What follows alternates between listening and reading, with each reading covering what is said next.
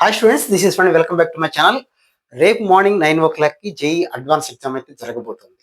So ఇవాల్టి ముందు రోజు ఒక్క 24 hours బిఫోర్ స్టూడెంట్స్ అందరూ కూడా ఎగ్జామ్ పేపర్ని ఎలా అటెంప్ట్ చేయాలని, ప్రతి ఒక్కళ్ళ స్టూడెంట్లోని ఎలా ఉండబోతుంది పేపర్, ఈ డౌట్స్, కన్ఫ్యూజన్, టెన్షన్, భయం, ఇవన్నీ రకరకాలుగా మీలో ఎంత ఉన్నాయో మీ పేరెంట్స్లో కూడా అంతే ఉంటాయి. అసలు ఎగ్జామ్ పేపర్ని ఎలా అటెంప్ట్ చేయాలి? మేము చాలా మాక్ టెస్టులు రాసాం సార్, 2 సంవత్సరాల నుంచి మేము రాస్తూనే ఉన్నాం. వెరీ గుడ్, మంచిదే. మీ కాన్ఫిడెన్స్ లెవెల్ బూస్టప్ చేయడానికి మాక్ టెస్ట్లు అనేది పనికొస్తాయి. కానీ మనం ఊహించని క్వశ్చన్లు, మనం ఊహించిన ట్విస్టులతోటి క్వశ్చన్ పేపరు, ఇవన్నీ అడ్వాన్స్లో ఉండేటువంటి సహజ లక్షణాలు. సో అడ్వాన్స్ ఎగ్జామ్కి ఎలా అటెంప్ట్ చేయాలనేది ఈ వీడియోలో మళ్ళీ ఒక్కసారి స్టూడెంట్స్కి చెబుదామని ఉంటుంది నా ఉద్దేశం. మీ భయం పోగొట్టి, టెన్షన్ పోగొట్టే ఉద్దేశం తప్ప వేరే రకమైన ఉద్దేశం ఏమీ లేదు ఈ వీడియోలో. సో స్టూడెంట్స్ అందరూ తప్పనిసరిగా గుర్తుపెట్టుకోండి. నా మాట మీరు ఎగ్జామ్ రాసి వచ్చిన తర్వాత చెప్తారు. ఆల్రెడీ జేఈ మెయిన్ 2 సార్లు రాసి ఉంటారు కాబట్టి జనవరిలోను, ఏప్రిల్లోను. మీ భయం, మీ టెన్షన్ మిమ్మల్ని స్కోర్ తగ్గించడంలో ప్రధానమైనటువంటి రోల్ పోషిస్తాయి. కాబట్టి అడ్వాన్స్ ఎగ్జామ్లో మీరు ఎంత కాన్ఫిడెంట్గా, ధైర్యంగా, మీ మీద మీకు నమ్మకం ఉండేలాగా ఎగ్జామ్ హాల్లో ఉండగలిగితే అదే మీకు శ్రీరామ రక్ష అన్నమాట. సో స్టూడెంట్స్ ఈ మాట బాగా గుర్తుపెట్టుకోండి.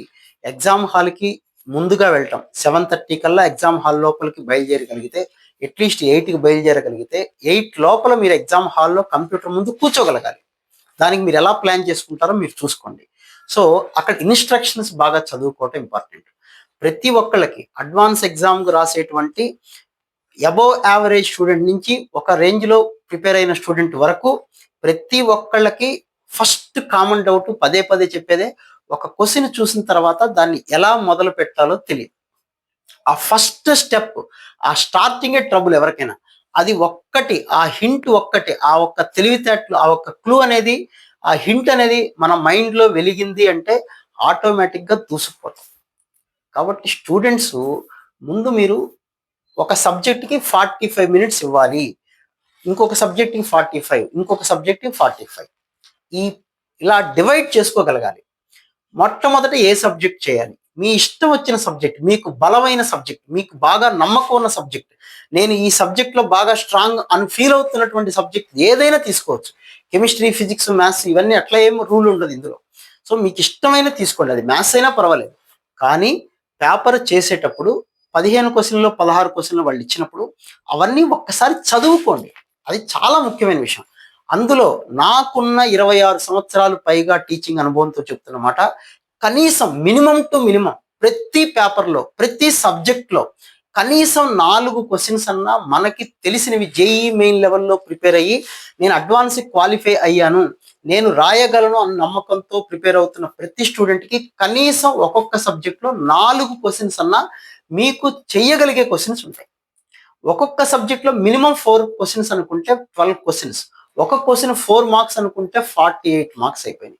సెకండ్ పేపర్లో కూడా 48 అంటే 96 అంటే మీరు క్వాలిఫై అవ్వటం కాదు, ర్యాంక్ బ్రహ్మాండంగా వచ్చే అవకాశం ఉంటుంది.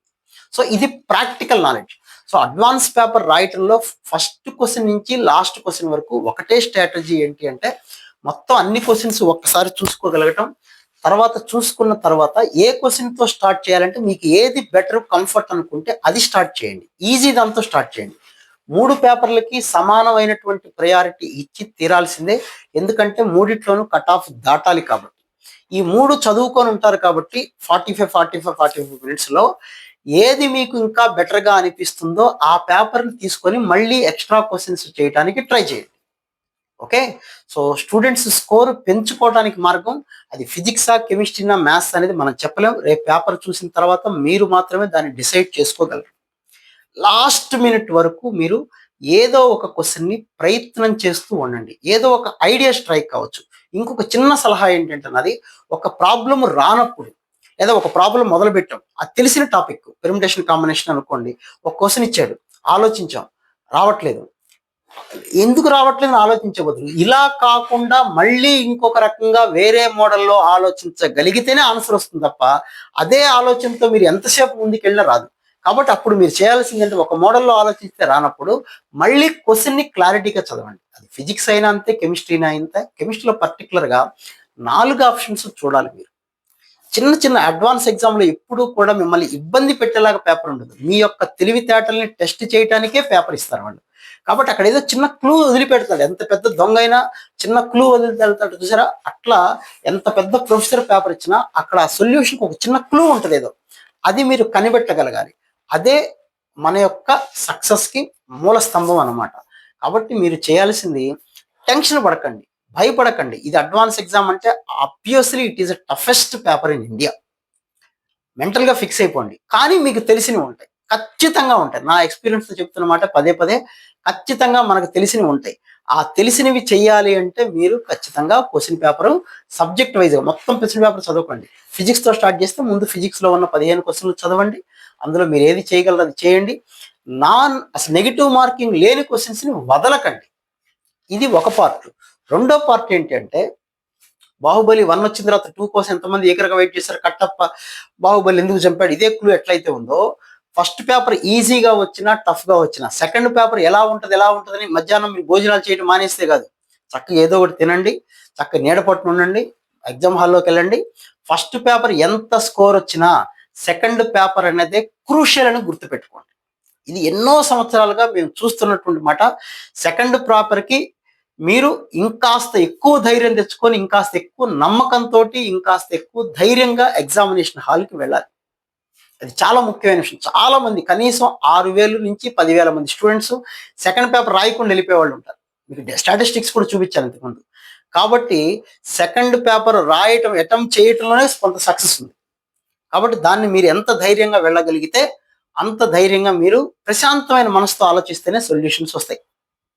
సో అటెంప్ట్ చేసేటప్పుడు సెకండ్ పేపర్లో కూడా ఖచ్చితంగా మీరు క్వశ్చన్ పేపర్లో ఆ సబ్జెక్టుకు ఉన్న అన్ని క్వశ్చన్లు చదవండి. టైం వేస్ట్ అయినా పర్వాలేదు, ఏం కాదు వేస్ట్ అనేది. ఇక్కడ మొత్తం పేపర్ చేసేద్దామని ఎప్పుడు అనుకోకండి. మొత్తం పేపర్ చేసేవాడు ఇండియాలో లేడు, రాడు. ఎందుకంటే చేయొచ్చు, కానీ టైం సరిపోదు.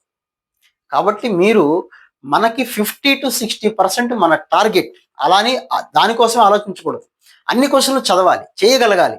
50% స్కోర్ వచ్చినా మీకు 3-4 వేల లోపల గ్యారంటీగా ర్యాంక్ ఉండేటువంటి అవకాశం ఉంది. కాబట్టి students nothing to worry.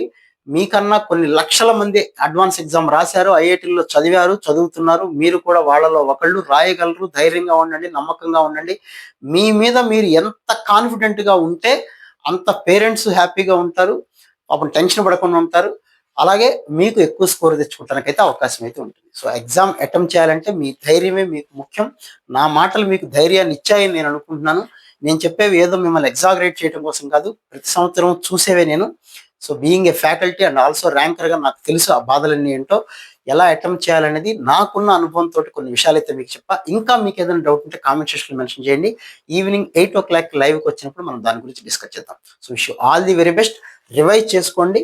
Chemistry పర్టికులర్గా రివైజ్ చేసుకోండి. ప్రతి సంవత్సరం కెమిస్ట్రీలో ఎక్కువగా ఈజీ క్వశ్చన్స్ 4-5 క్వశ్చన్స్, మ్యాథ్స్ ఫిజిక్స్లో 4 క్వశ్చన్స్ ఈజీ అనిపిస్తే కెమిస్ట్రీలో కనీసం 5-6 క్వశ్చన్స్ అన్న ఉంటున్నాయి. At the same time physics also కూడా.